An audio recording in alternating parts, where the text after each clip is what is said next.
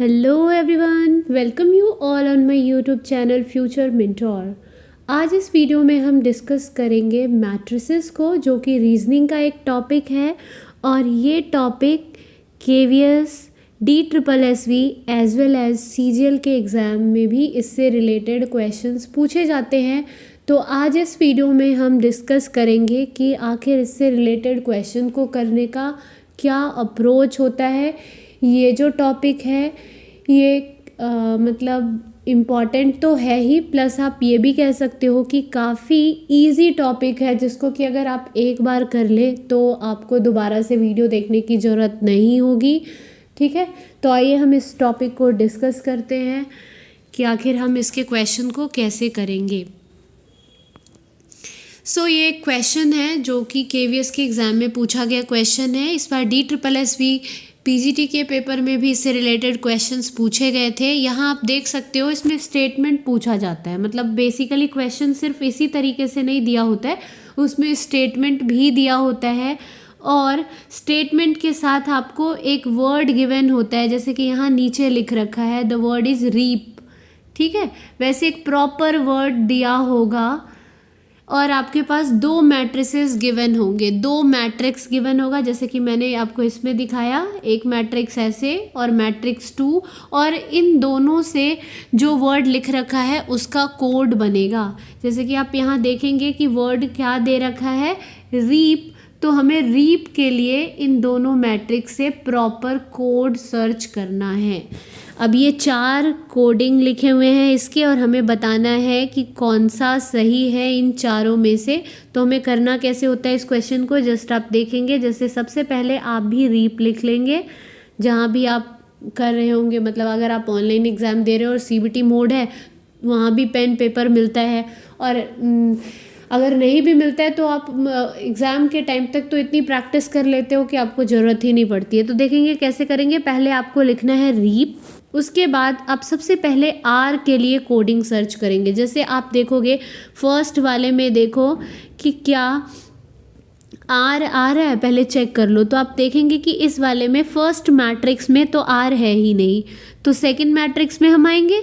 Second matrix में are की position को हम देखेंगे, आर कहाँ है, यहाँ है आर, फिर यहाँ है और आर जो है यहाँ है एंड देन यहाँ है।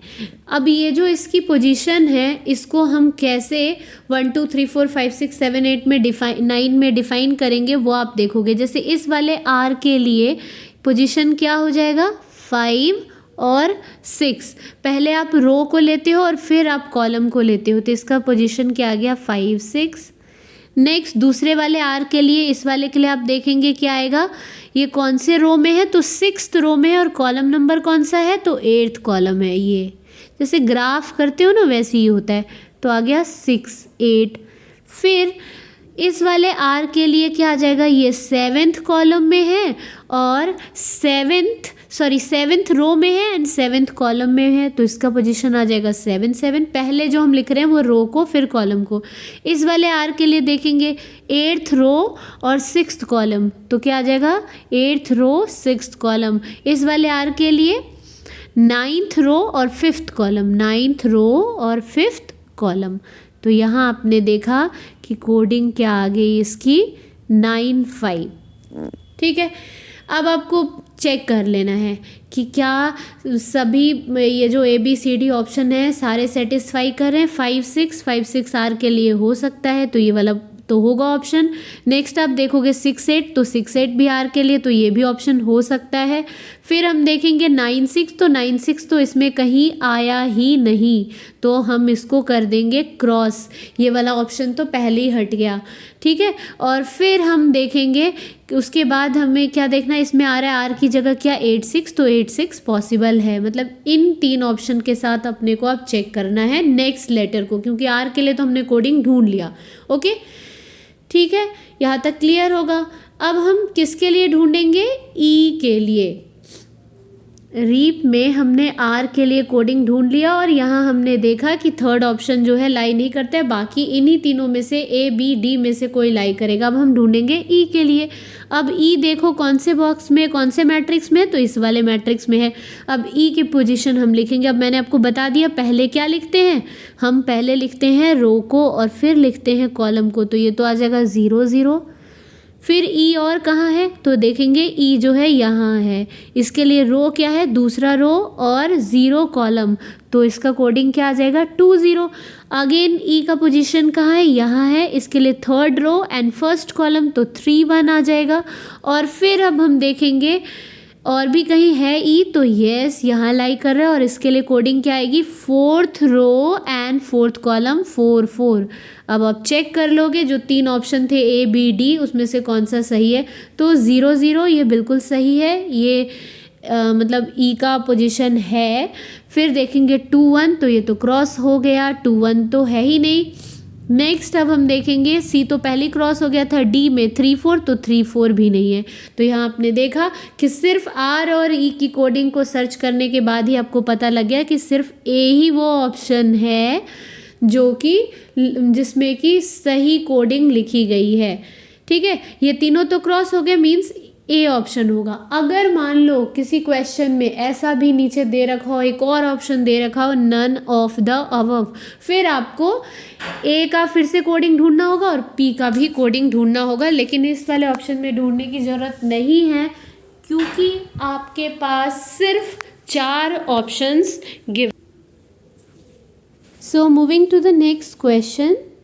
अब हम नेक्स्ट क्वेश्चन को देखेंगे। यहाँ आप देखोगे कि क्वेश्चन में क्या दे रखा है, जो वर्ड दे रखा है डैट इज़ कोल्ड। आपने देख लिया कि कैसे क्वेश्चन को सॉल्व करना होता है। आप पहले क्या लिखोगे, कोल्ड, और सबसे पहला लेटर जो फर्स्ट लेटर है कोल्ड वर्ड में वो क्या है, सी। तो आपको सबसे पहले सी की कोडिंग चेक करनी है। सबसे पहले देखना है कि सी कौन से मैट्रिक्स में आ रहा है, फर्स्ट में या सेकंड में। तो आप देखोगे कि सी जो है इस वाले मैट्रिक्स में आ रहा है, इसमें सी नहीं है। ठीक है, अब हम सी की कोडिंग को सर्च करेंगे कि क्या सी के लिए जो सी का पोजीशन है उसका कोड क्या होगा। तो आप देखेंगे सी जो है यहाँ है, फिर सी यहाँ है, यहाँ है, यहाँ है एंड सी का पोजीशन यहाँ है। अब इसके लिए कोडिंग हम चेक करेंगे। जो सी यहाँ है इसके लिए कौन से रो में है, 0 रो और 4th कॉलम में है, तो इसकी कोडिंग आ जाएगी 0 4। फिर नेक्स्ट के लिए इस वाले के लिए फर्स्ट रो में है और 0 कॉलम में है, तो 1 0। फिर नेक्स्ट वाला जो सी है वो सेकंड रो में और फर्स्ट कॉलम में है, तो 2 1। पहले हम रो को लिखते हैं फिर हम कॉलम को लिखते हैं। फिर ये वाला जो है ये थर्ड रो में है और सेकंड कॉलम में है, तो 3 2। और लास्ट वाला जो है वो 4th रो में है एंड 4th कॉलम में है, तो 4 4। अब आपके पास कोडिंग आ गई। अब आप इससे मैच कर लेंगे कि आखिर सी का प्लेस कौन से ऑप्शन में सही दिया गया है। तो हम पहले देखेंगे 1 0, तो यस 1 0 है सी की कोडिंग, तो फर्स्ट वाला तो सही है। नेक्स्ट आता है 3 1। 3 1 क्या इसमें कहीं भी है, नहीं है, तो ये तो हो गया क्रॉस। उसके बाद आता है 3 0। क्या 3 0 इसमें कहीं पे है, तो नहीं है, तो ये वाला ऑप्शन भी हो गया क्रॉस। और फिर क्या आ रहा है, ये 4 4, तो 4 4 है इसमें, तो ये वाला ऑप्शन है। अब ये आप हो सकता है किसी बच्चे को कन्फ्यूज़न हो, किसी भी स्टूडेंट को, कि आखिर ये 1 0 ये चेक कैसे कर रहे हो। तो जैसे आपने सी वाले लेटर के लिए कोडिंग लिखा है वैसे ही आपको पता है कि जो सी है उसी का उसका प्लेस क्या होगा, फर्स्ट। तो सिर्फ आप पहले वाले नंबर को चेक करोगे कि क्या इनमें से कोई नंबर है जो इस वाले में लाई करता है। तो आपने देखा कि जैसे फर्स्ट ऑप्शन में 10 है और हमने ये भी जो फाइंड किया सी की कोडिंग इसमें भी 10 है, मतलब ये वाला ऑप्शन सही है। सेकंड वाले ऑप्शन में फर्स्ट नंबर पे 31 है जो कि यहाँ कहीं नहीं लाई करता है, मतलब सी की कोडिंग जो है यहाँ पे गलत दी गई है, तो ये ऑप्शन अपने आप में कट गया। नेक्स्ट 3 0 ये भी सी की कोडिंग नहीं है, ये भी ऑप्शन कट जाएगा। एंड उसके बाद वाला ऑप्शन क्या है जिसमें 44 लिख रखा है और यहाँ हमने देखा 44 है सी की कोडिंग, मीन्स ये 2 ऑप्शन होंगे सही। ओके, तो ए और डी जो है वो हमारे पास सही ऑप्शन है। अब हम इन दोनों में से फाइंड आउट करेंगे कि कौन सा सही आंसर है। नेक्स्ट फिर से हम दोबारा लिखेंगे कोल्ड, क्योंकि यहाँ पे मेरे पास स्पेस नहीं है, आपको बार बार लिखने की ज़रूरत नहीं है। ओ के लिए आप ढूंढोगे, सी के लिए तो आपने चेक कर लिया कि ए और डी में से ही कोई ऑप्शन आएगा। अब ओ के लिए आप चेक करोगे, ओ का पोजीशन, ओ देखोगे आप किस में लाई कर रहा है, इसमें, और इसकी कोडिंग देखिए, कोडिंग क्या आएगा, यहाँ से आप देखोगे ओ के लिए कोडिंग आएगा 5 7। नेक्स्ट यहाँ पे ओ है और इसके लिए क्या आ जाएगा 6 9।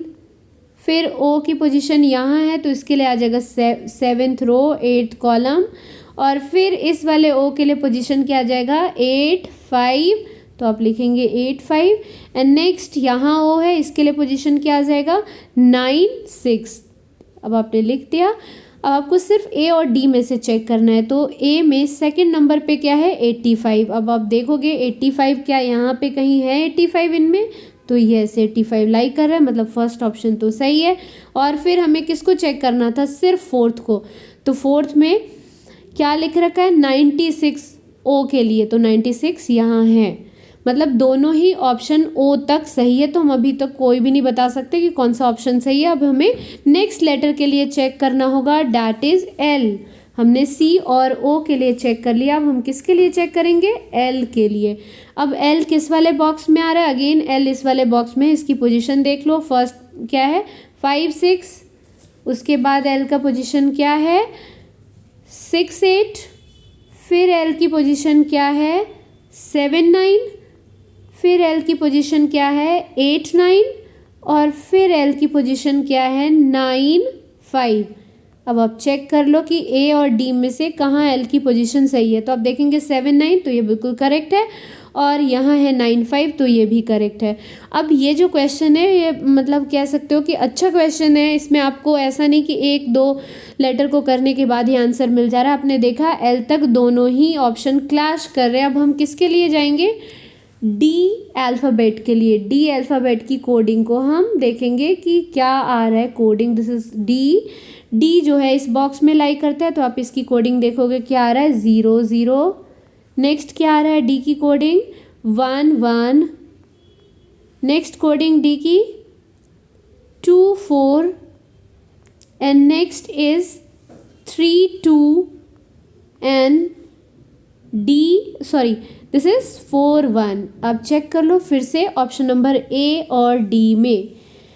अब आप देखेंगे ऑप्शन नंबर ए में 24 डी के लिए आ रहा है, बिल्कुल यहाँ भी डी का कोडिंग 24 है, तो मतलब ऑप्शन नंबर ए तो बिल्कुल सही है। अब हमें जाना किस में है, ऑप्शन नंबर डी में। ऑप्शन नंबर डी में डी की जगह क्या कोडिंग दे रखा है 2 2, और हम देखेंगे यहाँ बॉक्स हमने जो डी की कोडिंग लिखी है इसमें से कहीं भी 2 2 नहीं लिखा, मतलब ये ऑप्शन अब फाइनली हो गया गलत।